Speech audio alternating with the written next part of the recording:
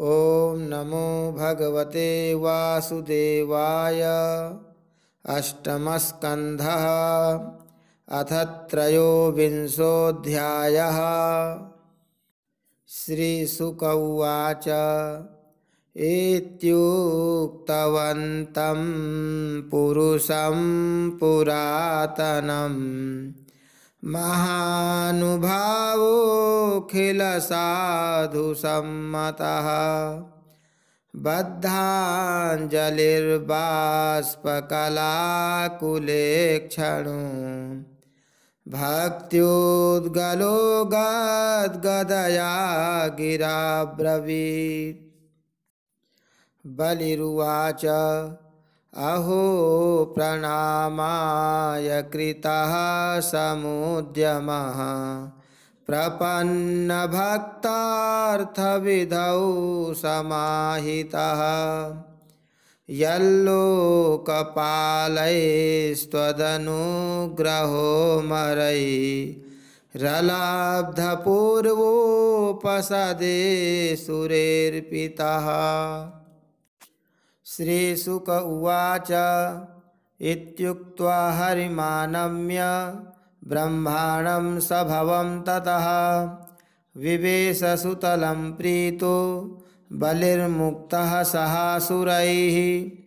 एवमिन्द्राय भगवान् प्रत्यानीय त्रिविष्टपं पूरयित्वादितेः काममशासत् सकलं जगत्। लब्धप्रसादं निर्मुक्तं पौत्रं वंशधरं बलिं निशाम्य भक्तिप्रवणः प्रहराद इदमब्रवीत्। प्रहराद उवाच नेमं विरिञ्चो लभते प्रसादं न श्रीर्न शरवः किमुता परेते यन्नो सुराणामसि दुर्गपालो विश्वाभिवन्द्यैरपि वन्दिताङ्घ्रिः। यत्पादपद्ममकरन्दनिसेवनेन ब्रह्मादयः शरणदास्नुवते विभूतिः। कस्माद्वयं कुसृतयः खलयो नयस्ते दाक्षिण्यदृष्टिपदवीं भवतः प्रणीताः। चित्रं तवेहितमहो मितयोगमाया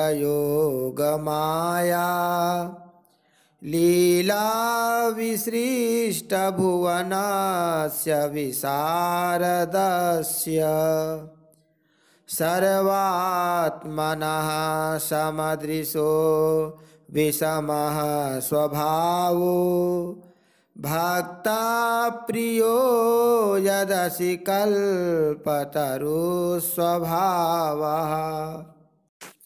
श्रीभगवानुवाच वत्स प्रहराद भद्रं ते प्रयाहि सुतलालयं मोदमानः स्वपौत्रेण ज्ञातीनां सुखमावह। नित्यं द्रष्टासि मां तत्र गदापाणिमवस्थितं मद्दर्शनमहाह्लाद ध्वस्तकर्मनिबन्धनः। श्रीशुक उवाच आज्ञां भगवतो राजन् प्रहरादो बलिना सह बाढमित्यमलप्रज्ञो मूर्ध्न्याधाय कृताञ्जलिः परिक्रम्यादिपुरुषं सर्वासुरचमूपतिः प्रणतस्तदनुज्ञातः प्रविवेश महाबिलम्। अथाहोसनसं हरिर्नारायणोऽन्तिके आसीन मृत्युजां मध्ये सदसि ब्रह्मवादिनां ब्रह्मन् सन्तनुशिष्यस्य कर्मच्छिद्रं वितन्वतः यत्तत्कर्मसु वैषम्यं ब्रह्मदृष्टं समं भवेत्। शुक्र उवाच कुतस्तत्कर्म वैषम्यं यस्य कर्मेश्वरो भवान्। यज्ञेशो यज्ञपुरुषः सर्वभावेन पूजितः।